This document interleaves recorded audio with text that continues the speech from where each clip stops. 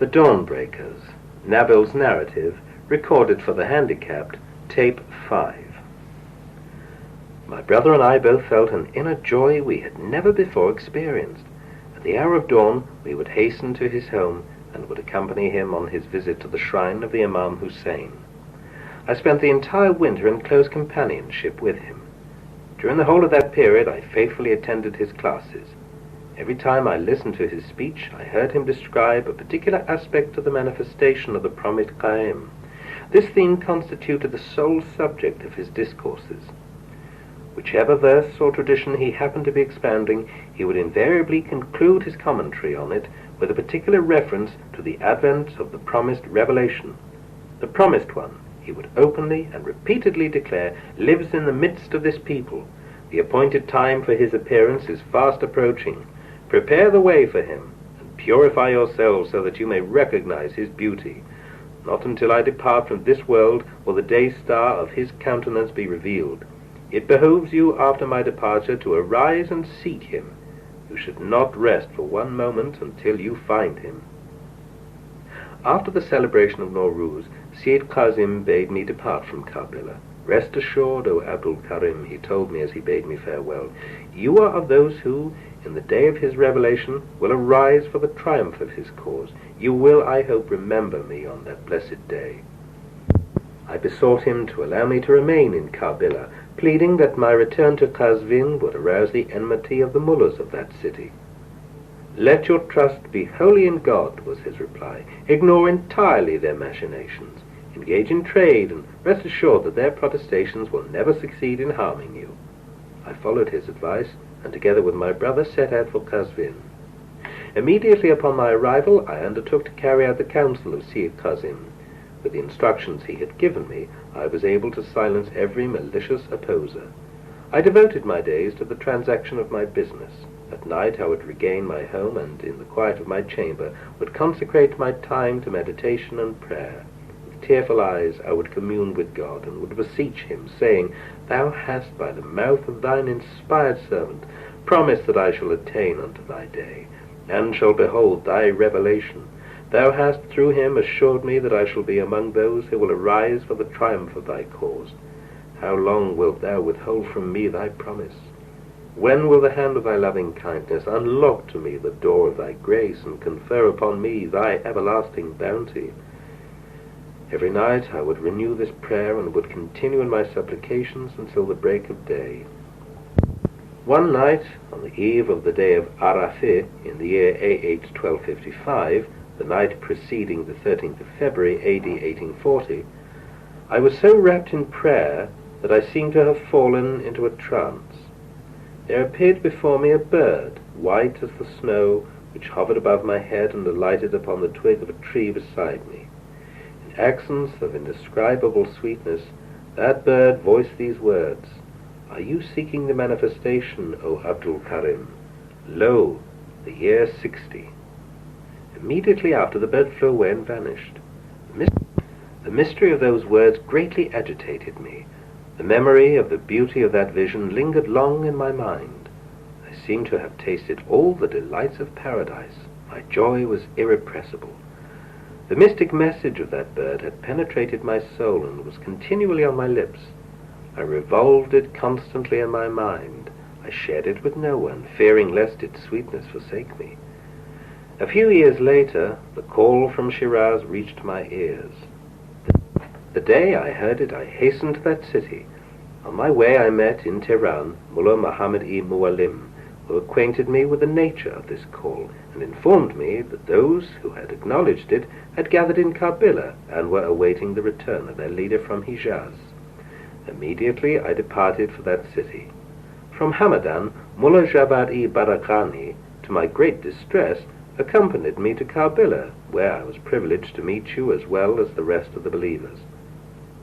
I continued to treasure within my heart the strange message conveyed to me by that bird. When I subsequently attained the presence of the Bab and heard from his lips those same words spoken in the same tone and language as I had heard them, I realized their significance. I was so overwhelmed by their power and glory that I instinctively fell at his feet and magnified his name. In the early days of the year AH 1265, AD 1848, I set out at the age of 18 from my native village of Zaran for Qum, where I chanced to meet Syed Ismail-i Zavari, surnamed Zabi, who later on, while in Baghdad, offered up his life as a sacrifice in the path of Baha'u'llah. Through him I was led to recognize the new revelation. He was then preparing to leave for Mazindaran and had determined to join the heroic defenders of the fort of Sheikh Tabasi. He had intended to take me with him, together with Mirza Fathullah-i Hakak, a lad of my age, who was a resident of Qum. As circumstances interfered with his plan, he promised before his departure that he would communicate with us from Tehran and would ask us to join him. In the course of his conversation with Mirza Fathullah and me, he related to us the account of Mullah Abdul Karim's marvelous experience. I was seized with an ardent desire to meet him. When I subsequently arrived at Tehran and met Syed Ismail in the Madrisi-i Darush Safai-i Majid-i Shah, I was introduced by him to this same Mullah Abdul Karim, who was then living in that same Madrisi. In those days we were informed that the struggle of Sheikh Tabasi had come to an end, and that those companions of the Bab who had gathered in Tehran and were contemplating joining their brethren had each returned to his own province, unable to achieve his goal. Mullah Abdul Karim remained in the capital, where he devoted his time to transcribing the Persian Bayan. My close association with him at that time served to deepen my love and admiration for him. I still feel, after the lapse of 38 years since our first interview in Tehran, the warmth of his friendship and the fervor of his faith. My feelings of affectionate regard for him prompted me to dwell at length upon the circumstances of his early life, culminating in what may be regarded as the turning point of his whole career. May it in turn serve to awaken the reader to the glory of this momentous revelation. Chapter 9. The Bab's Stay in Shiraz After the Pilgrimage, Part 2. Soon after the arrival of Mullah Hussein at Shiraz, the voice of the people again rose in protest against him. The fear and indignation of the multitude were excited by the knowledge of his continued and intimate intercourse with the Bab. "He again has come to our city," they clamored. "He again has raised the standard of revolt and is, together with his chief, contemplating a still fiercer onslaught upon our time-honored institutions." So grave and menacing became the situation that the Bab instructed Mullah Hussein to regain, by way of Yazd, his native province of Khurasan. He likewise dismissed the rest of his companions, who had gathered in Shiraz, and bade them return to Isfahan. He retained Mullah Abdul Karim, to whom he assigned the duty of transcribing his writings. These precautionary measures, which the Bab deemed wise to undertake, relieved him from the immediate danger of violence from the infuriated people of Shiraz, and served to lend a fresh impetus to the propagation of his faith beyond the limits of that city. His disciples, who had spread throughout the length and breadth of the country, fearlessly proclaimed to the multitude of their countrymen the regenerating power of the new-born revelation. The fame of the Bab had been noised abroad, and had reached the ears of those who held the highest seats of authority, both in the capital and throughout the provinces. A wave of passionate inquiry swayed the minds and hearts of both the leaders and the masses of the people. Amazement and wonder had seized those who had heard from the lips of the immediate messengers of the Bab the tales of those signs and testimonies which had heralded the birth of his manifestation. The dignitaries of state and church either attended in person or delegated their ablest representatives to inquire into the truth and character of this remarkable movement. Muhammad Shah himself was moved to ascertain the veracity of these reports and to inquire into their nature. He delegated Syed Yahya-i Darabi, the most learned, the most eloquent, and the most influential of his subjects, to interview the Bab and to report to him the results of his investigations. The Shah had implicit confidence in his impartiality, in his competence and profound spiritual insight. He occupied a position of such preeminence among the leading figures in Persia that at whatever meeting he happened to be present, no matter how great the number of ecclesiastical leaders who attended it, He was invariably its chief speaker. None would dare to assert his views in his presence. They all reverently observed silence before him. All testified to his sagacity, his unsurpassed knowledge, and mature wisdom. In those days, Sayyid Yahya was residing in Tehran, in the house of Mirza Lutf Ali, the Master of Ceremonies to the Shah, as the honored guest of His Imperial Majesty.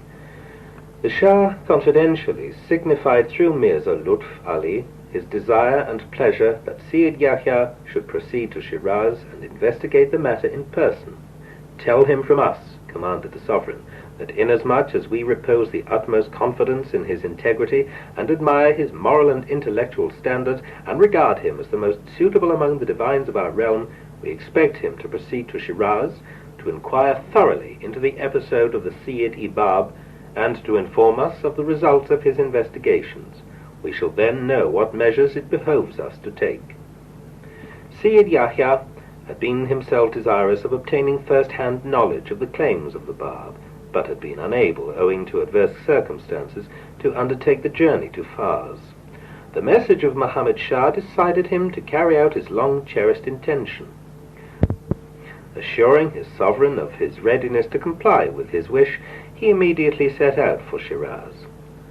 On his way, he conceived the various questions which he thought he would submit to the Báb. Upon the replies which the latter gave to these questions would, in his view, depend the truth and validity of his mission.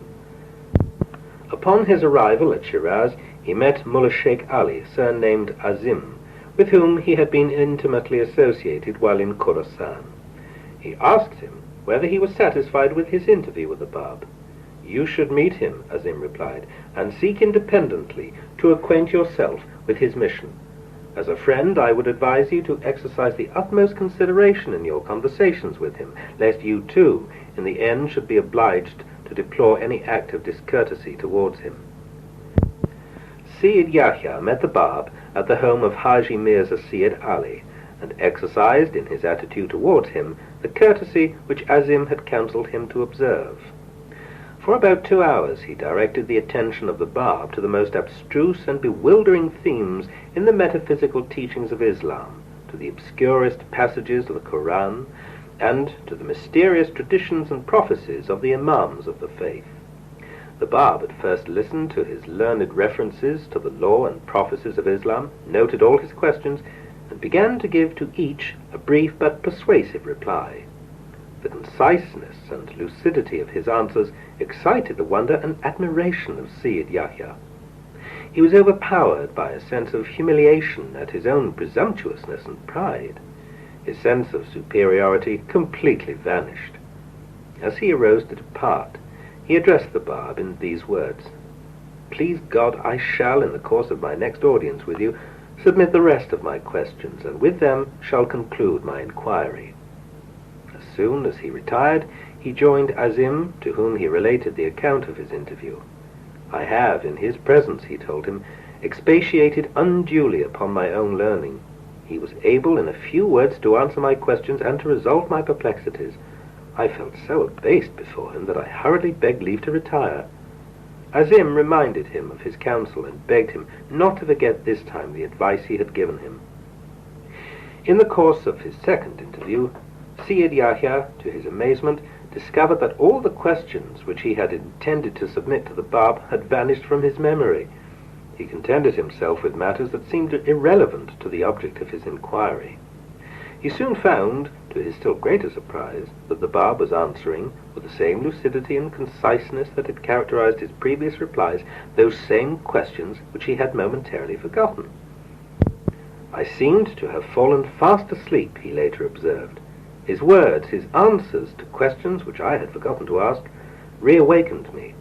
A voice still kept whispering in my ear, 'Might not this after all have been an accidental coincidence?' I was too agitated to collect my thoughts.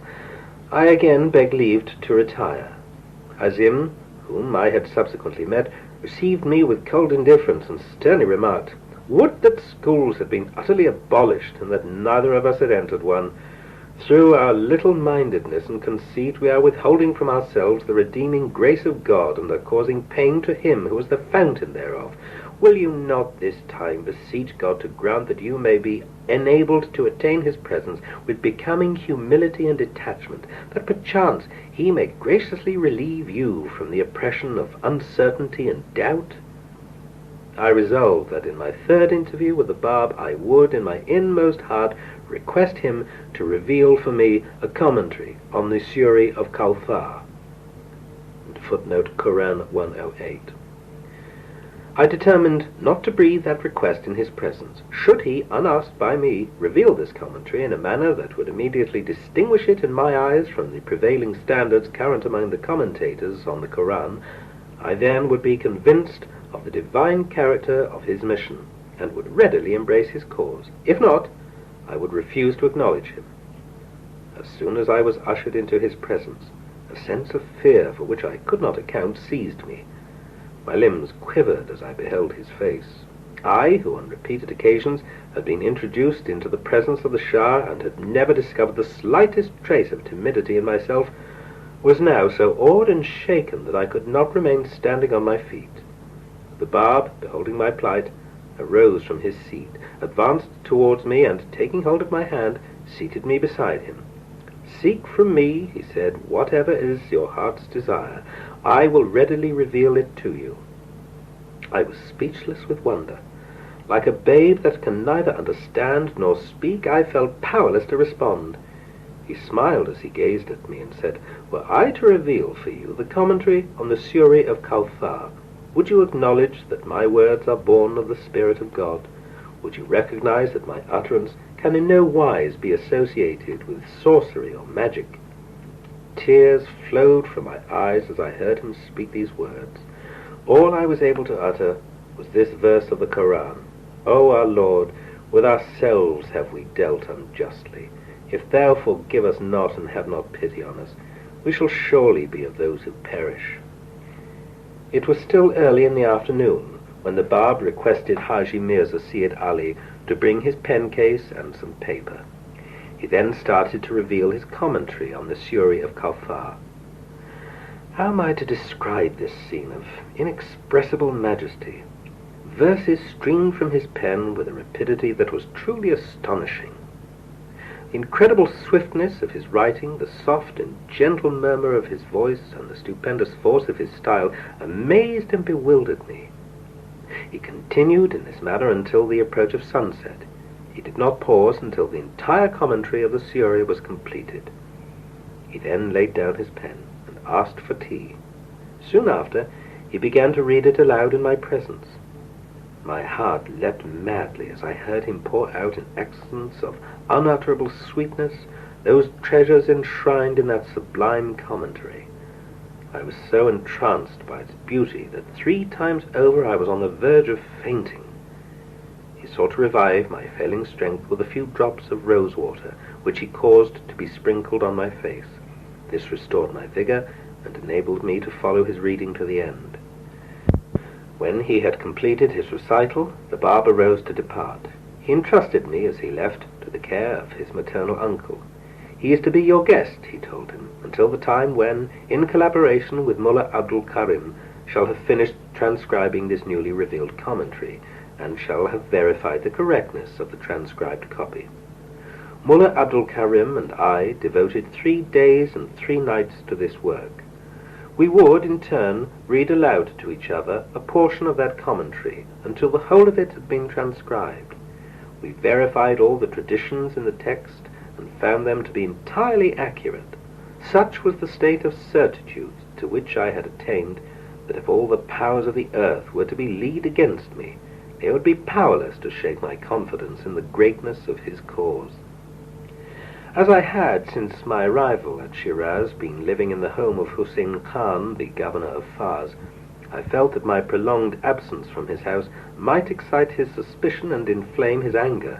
I therefore determined to take leave of Haji Mirza Syed Ali and Mullah Abdul Karim, and to regain the residence of the governor. On my arrival I found that Hussein Khan, who in the meantime had been searching for me, was eager to know whether I had fallen a victim to the Bab's magic influence. "No one but God," I replied, "who alone can change the hearts of men, is able to captivate the heart of Syed Yahya. Whoso can ensnare his heart is of God, and his word unquestionably the voice of truth." My answer silenced the governor. In his conversation with others, I subsequently learned he had expressed the view that I too had fallen a hopeless victim to the charm of that youth. He had even written to Mohammed Shah, and complained that during my stay in Shiraz I had refused all manner of intercourse with the ulamas of that city. Though nominally my guest, he wrote to his sovereign, he frequently absents himself for a number of consecutive days and nights from my house. That he has become a Bábí, that he has been heart and soul enslaved by the will of the Sayyidi Bab, I have ceased to entertain any doubt. Mohammed Shah himself, at one of the state functions in his capital, was reported to have addressed these words to Haji Mirza Akazi: "We have been lately informed that Sayyid Yahya-i Darabi has become a Bábí. If this be true, it behoves us to cease belittling the cause of that Sayyid." Hussein Khan, on his part, received the following imperial command: "It is strictly forbidden to any one of our subjects to utter such words as would tend to detract from the exalted rank of Sayyid Yahya-i Darabi. He is of noble lineage, a man of great learning, of perfect and consummate virtue. He will in no circumstances incline his ear to any cause unless he believes it to be conducive to the advancement of the best interests of our realm, and to the well-being of the faith of Islam." Upon receipt of this imperial injunction, Hussein Khan, unable to resist me openly, strove privily to undermine my authority.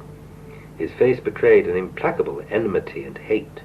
He failed, however, in view of the marked favours bestowed upon me by the Shah, either to harm my person or to discredit my name. I was subsequently commanded by the Bab to journey to Burujird, and there acquaint my father with the new message. He urged me to exercise towards him the utmost forbearance and consideration. From my confidential conversations with him, I gathered that he was unwilling to repudiate the truth of the message I had brought him. He preferred, however, to be left alone and to be allowed to pursue his own way. Another dignitary of the realm, who dispassionately investigated and ultimately embraced the message of the Bab, was Mullah Muhammad Ali, a native of Zanjan, whom the Bab surnamed Hujat-i Zanjani. He was a man of independent mind, noted for extreme originality and freedom from all forms of traditional restraint. He denounced the whole hierarchy of the ecclesiastical leaders of his country, from the Bahá'í Bábí down to the humblest mullah among his contemporaries. A reference says of the Bahá'í Bábí, literally meaning the four gates, each of whom claimed to be an intermediary between the absent imam and his followers. He despised their character, deplored their degeneracy, and expatiated upon their vices. He even, prior to his conversion, betrayed an attitude of careless contempt for Sheikh Ahmad-i Asai and Sayyid Kazim-i Rashdi. He was so filled with horror of the misdeeds that had stained the history of Shia Islam that whoever belonged to that sect, no matter how high his personal attainments, was regarded by him as unworthy of his consideration. Not infrequently did cases of fierce controversy arise between him and the divines of Zanjan, which, but for the personal intervention of the Shah, would have led to grave disorder and bloodshed. He was eventually summoned to the capital and, in the presence of his opponents, representatives of the ecclesiastical heads of Tehran and other cities, was called upon to vindicate his claim. Single-handed and alone, he would establish his superiority over his adversaries and would silence their clamour. Although in their hearts they dissented from his views and condemned his conduct, they were compelled to acknowledge outwardly his authority and to confirm his opinion. As soon as the call from Shiraz reached his ears, Hujat deputed one of his disciples, Mullah Iskandar, in whom he reposed the fullest confidence, to inquire into the whole matter and to report to him the result of his investigations. Utterly indifferent to the praise and censure of his countrymen whose integrity he suspected and whose judgment he disdained, he sent his delegate to Shiraz with explicit instructions to conduct a minute and independent inquiry. Mullah Iskandar attained the presence of the Bab and felt immediately the regenerating power of his influence. He tarried 40 days in Shiraz, during which time he imbibed the principles of the faith and acquired, according to his capacity, a knowledge of the measure of its glory. With the approval of the Bab, he returned to Zanjan. he arrived at a time when all the leading ulamas of that city had assembled in the presence of Hujat. As soon as he appeared, Hujat inquired whether he believed in or rejected the new revelation. Mullah Iskandar submitted the writings of the Bab which he had brought with him, and asserted that whatever should be the verdict of his master, the same would he deem it his obligation to follow. "What?" angrily exclaimed Hujat. "But for the presence of this distinguished company I would have chastised you severely. How dare you consider matters of belief to be dependent upon the approbation or rejection of others?" Receiving from the hand of his messenger the copy of the Qayyumul Azma, he, as soon as he had perused a page of that book, fell prostrate upon the ground and exclaimed, "I bear witness that these words which I have read proceed from the same source as that of the Koran. Whoso has recognized the truth of that sacred book must needs testify to the divine origin of these words, and must needs submit to the precepts inculcated by their author. I take you, members of this assembly, as my witnesses. I pledge such allegiance to the author of this revelation that should he ever pronounce the night to be day and declare the sun to be a shadow, I would unreservedly submit to his judgment, and would regard his verdict as the voice of truth. Whoso denies him, him will I regard as the repudiator of God himself." With these words he terminated the proceedings of that gathering. We have, in the preceding pages, referred to the expulsion of Qudus and of Mullah Sadiq from Shiraz, and have attempted to describe, however inadequately, the chastisement inflicted upon them by the tyrannical and rapacious Hussein Khan. A word should now be said regarding the nature of their activities after their expulsion from that city. For a few days they continued to journey together, after which they separated, Qudus departing for Kirman in order to interview Haji Mirza Karim Khan, and Mullah Sadiq directing his steps towards Yazd, with the intention of pursuing among the ulamas of that province the work which he had been so cruelly forced to abandon in Fars. Qudus was received upon his arrival at the home of Haji Syed Javad-i Kirmani, whom he had known in Karbila, and whose scholarship, skill, and competence were universally recognized by the people of Kirman.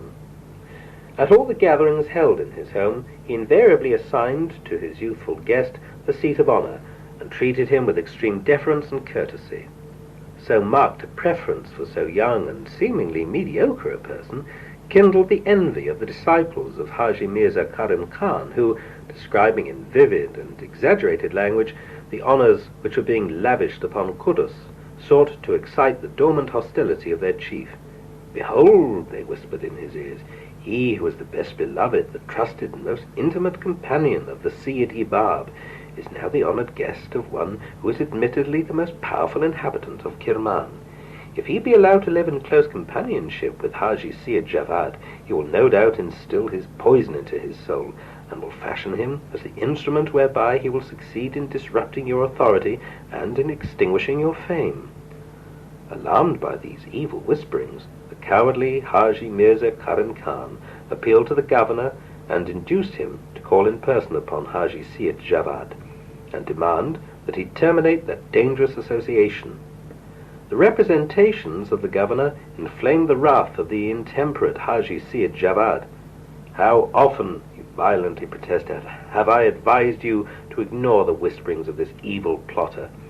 My forbearance has emboldened him. Let him beware lest he overstep his bounds. Does he desire to usurp my position? Is he not the man who receives into his home thousands of abject and ignoble people, and overwhelms them with his servile flattery? Has he not again and again striven to exalt the ungodly and to silence the innocent? Has he not, year after year, by reinforcing the hand of the evildoer, sought to ally himself with him and gratify his carnal desires? Does he not, until this day, persist in uttering his blasphemies against all that is pure and holy in Islam? My silence seems to have added to his temerity and insolence. He gives himself the liberty of committing the foulest deeds, and refuses to allow me to receive and honor in my own home a man of such integrity, such learning and nobleness. Should he refuse to desist from his practice, let him be warned that the worst elements of the city will, at my instigation, expel him from Kirman." Disconcerted by such vehement denunciations, the governor apologized for his action. Ere he retired, he assured Haji Syed Javad that he need entertain no fear that he himself would endeavour to awaken Haji Mirza Karim Khan to the folly of his behaviour, and would induce him to repent. The Seyyid's message stung Haji Mirza Karim Khan. Convulsed by a feeling of intense resentment which he could neither suppress nor gratify, he relinquished all hopes of acquiring the undisputed leadership of the people of Kirman. That open challenge sounded the death knell of his cherished ambitions. In the privacy of his home, Haji Syed Javad heard Qudus recount all the details of his activities from the day of his departure from Karbala until his arrival at Kirman. The circumstances of his conversion and his subsequent pilgrimage with the Bab stirred the imagination and kindled the flame of faith in the heart of his host, who preferred, however, to conceal his belief, in the hope of being able to guard more effectively the interests of the newly established community. "Your noble resolve," Qudus lovingly assured him, "will in itself be regarded as a notable service rendered to the cause of God. The Almighty will reinforce your efforts and will establish for all time your ascendancy over your opponents." The incident was related to me by a certain Mirza Abdullah-i Gawgha, who, while in Kirman, had heard it from the lips of Haji Syed Javad himself. The sincerity of the expressed intentions of the Syed has been fully vindicated by the splendid manner in which, as a result of his endeavours, he succeeded in resisting the encroachments of the insidious Haji Mirza Karim Khan, who, had he remained unchallenged, would have caused incalculable harm to the faith. From Kirman, Qudus decided to leave for Yazd, and from thence to proceed to Ardikan, Nayin, Ardistan, Isfahan, Kashan, Qum, and Tehran. In each of these cities, notwithstanding the obstacles that beset his path, he succeeded in instilling into the understanding of his hearers the principles which he had so bravely risen to advocate. I have heard Akhe-i Kalim, the brother of Baha'u'llah, describe in the following terms his meeting with Qudus in Tehran.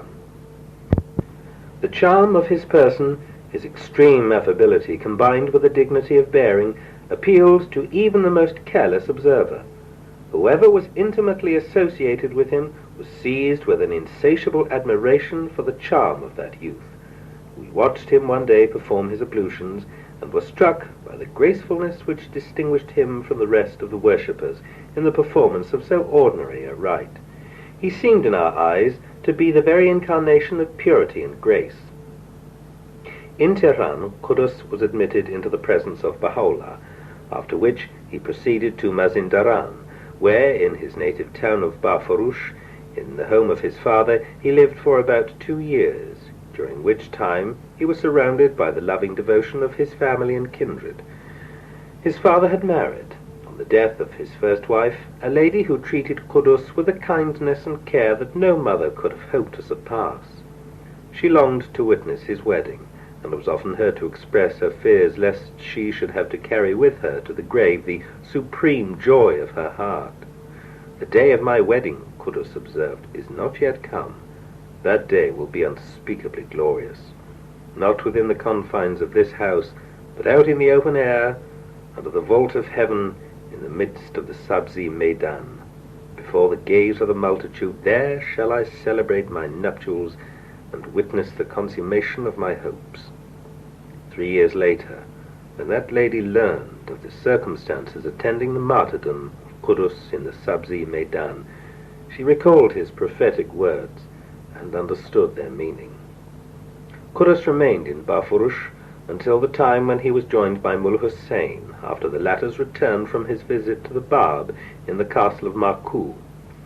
From Bafurush they set out for Khurasan, a journey rendered memorable by deeds so heroic that none of their countrymen could hope to rival them. As to Mullah Sadiq, as soon as he arrived at Yazd, he inquired of a trusted friend, a native of Khurasan, about the latest development connected with the progress of the cause in that province. He was particularly anxious to be enlightened concerning the activities of Mirza Ahmad-i Ashgandi, and expressed his surprise at the seeming inactivity of one who, at a time when the mystery of the faith was still undivulged, had displayed such conspicuous zeal in preparing the people for the acceptance of the expected manifestation. Mirza Ahmad, he was told, secluded himself for a considerable period of time in his own home, and there concentrated his energies upon the preparation of a learned and voluminous compilation of Islamic traditions and prophecies relating to the time and the character of the promised dispensation. He collected more than 12,000 traditions of the most explicit character, the authenticity of which was universally recognized, and resolved to take whatever steps were required for the copying and the dissemination of that book. By encouraging his fellow disciples to quote publicly from its contents in all congregations and gatherings, he hoped he would be able to remove such hindrances as might impede the progress of the cause he had at heart. When he arrived at Yazd, he was warmly welcomed by his maternal uncle, Sayyid Hussein-i Ajghandi, the foremost mujtahid of that city, who, a few days before the arrival of his nephew, had sent him a written request to hasten to Yazd and deliver him from the machinations of Haji Mirza Karim Khan, whom he regarded as a dangerous though unavowed enemy of Islam.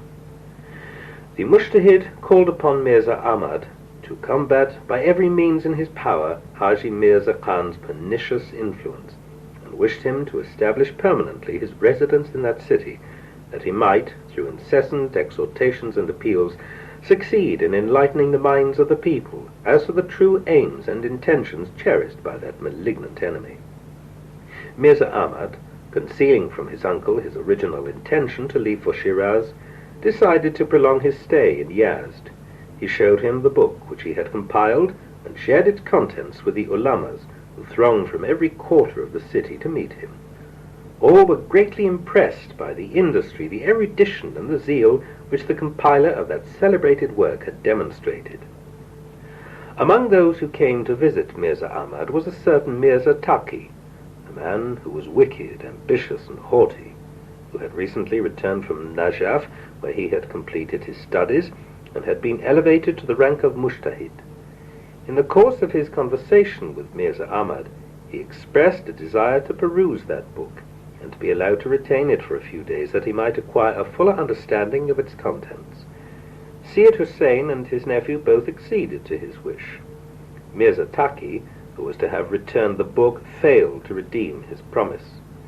Mirza Ahmad, who had already suspected the insincerity of Mirza Taqi's intentions, urged his uncle to remind the borrower of the pledge he had given. "Tell your master," was the insolent reply to the messenger sent to reclaim the book, "that after having satisfied myself as to the mischievous character of that compilation, I decided to destroy it. Last night I threw it into the pond, thereby obliterating its pages." Moved by deep and determined indignation at such deceitfulness and impertinence, Sayyid Hussein resolved to wreak his vengeance upon him. Mirza Ahmad succeeded, however, by his wise counsels, in pacifying the anger of his infuriated uncle, and in dissuading him from carrying out the measures which he proposed to take. "This punishment," he urged, "which you contemplate, will excite the agitation of the people, and will stir up mischief and sedition. It will gravely interfere with the efforts which you wish me to exert in order to extinguish the influence of Haji Mirza Karim Khan. He will undoubtedly seize the occasion to denounce you as a Bábí, and will hold me responsible for having been the cause of your conversion. By this means he will both undermine your authority and earn the esteem and gratitude of the people. Leave him in the hands of God." Mullah Sadiq was greatly pleased to learn from the account of this incident that Mirza Ahmad was actually residing in Yazd, and that no obstacles stood in the way of his meeting with him. He went immediately to the masjid in which Sayyid Hussein was leading the congregational prayer, and in which Mirza Ahmad delivered the sermon. Taking his seat in the first row among the worshippers, he joined them in prayer, after which he went straight to Sayyid Hussein and publicly embraced him. Uninvited, he immediately afterwards ascended the pulpit and prepared to address the faithful. Sayyid Hussein, though at first startled, preferred to raise no objection, being curious to discover the motive and ascertain the degree of the learning of this sudden intruder. He motioned to his nephew to refrain from opposing him. Mullah Sadiq prefaced his discourse with one of the best-known and most exquisitely written homilies of the Bab, after which he addressed the congregation in these terms: "Render thanks to God, O people of learning, for behold, the gate of divine knowledge, which you deem to have been closed, is now wide open. The river of everlasting life has streamed forth from the city of Shiraz, and is now conferring untold blessings upon the people of this land. Whoever has partaken of one drop from this ocean of heavenly grace, no matter how humble and unlettered, has discovered in himself the power to unravel the profoundest mysteries, and has felt capable of expounding the most abstruse themes of ancient wisdom. And whoever, though he be the most learned expounder of the faith of Islam, has chosen to rely upon his own competence and power, and has disdained the message of God, has condemned himself to irretrievable degradation and loss. A wave of indignation and dismay swept over the entire congregation as these words of Mullah Sadiq pealed out this momentous announcement. The masjid rang with cries of blasphemy, which an infuriated congregation shouted in horror against the speaker. "Descend from the pulpit," rose the voice of Syed Hussein, amid the clamour and tumult of the people, as he motioned to Mullah Sadiq to hold his peace and to retire. No sooner had he regained the floor of the masjid than the whole company of the assembled worshippers rushed upon him and overwhelmed him with blows. Syed Hussein immediately intervened, vigorously dispersed the crowd, and seizing the hand of Mullah Sadiq, forcibly drew him to his side. "Withhold your hands," he appealed to the multitude. "Leave him in my custody. I will take him to my home and will closely investigate the matter. A sudden fit of madness may have caused him to utter these words.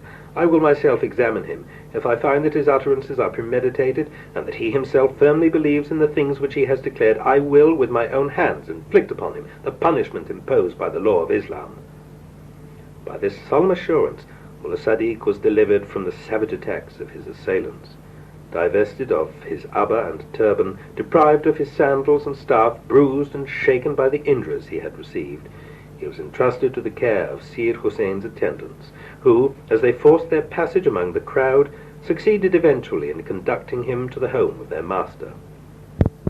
Mullah Yusuf-e Ardibili likewise was subjected in those days to a persecution fiercer and more determined than the savage onslaught which the people of Yaz had directed against Mullah Sadiq. But for the intervention of Mirza Ahmad and the assistance of his uncle, he would have fallen a victim to the wrath of a ferocious enemy. When Mullah Sadiq and Mullah Yusuf-e Ardibili arrived at Kirman, they again had to submit to similar indignities and to suffer similar afflictions at the hands of Haji Mirza Karim Khan and his associates. Haji Syed Javad's persistent exertions freed them eventually from the grasp of their persecutors and enabled them to proceed to Khorasan. Though hunted and harassed by their foes, the Bab's immediate disciples, together with their companions in different parts of Persia, were undeterred by such criminal acts from the accomplishment of their task. Unswerving in their purpose and immovable in their convictions, they continued to battle with the dark forces that assailed them every step of their path. By their unstinted devotion and unexampled fortitude, they were able to demonstrate to many of their countrymen the ennobling influence of the faith they had arisen to champion. While Wahid, title given by the Bab to Syed Yahya-i Darabi, was still in Shiraz, Haji Syed Javad-i Karbilai arrived and was introduced by Haji Mirza Syed Ali into the presence of the Bab. In a tablet which he addressed to Wahid and Haji Syed Javad, the Bab extolled the firmness of their faith and stressed the unalterable character of their devotion. The latter had met and known the Bab before the declaration of his mission, and had been a fervent admirer of those extraordinary traits of character which had distinguished him ever since his childhood. At a later time he met Baha'u'llah in Baghdad, and became the recipient of his special favor. When, a few years afterwards, Baha'u'llah was exiled to Adrianople, he, already very much advanced in years, returned to Persia, tarried a while in the province of Iraq, and thence proceeded to Khorasan. His kindly disposition, extreme forbearance, and unaffected simplicity earned him the appellation of the Syed-i-Nur, literally meaning radiant Syed. Haji Syed Javad one day, while crossing a street in Tehran, suddenly saw the Shah as he was passing on horseback. Undisturbed by the presence of his sovereign, he calmly approached and greeted him.